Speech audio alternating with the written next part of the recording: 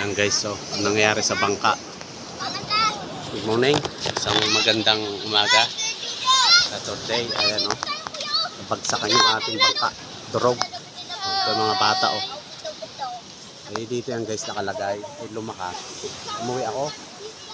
Pag-uwi ko, dahil sobrang lakas, nilipat.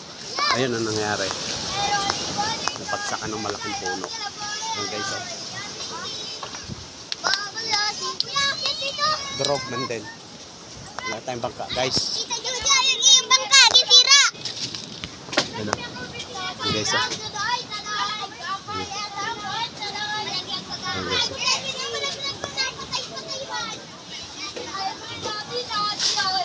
Ayan guys o. Tinanggal yung makina. Durog. Ayan. Ayan. Ayan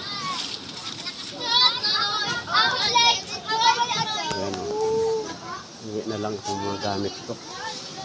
Wala na to guys. Oh. Ayan guys. Yan ang panong upong. Dinurog na upong yung ating bangka. Pati yung bahay guys. Oh. Damay. Sakan. Ayan. Ang nangyari.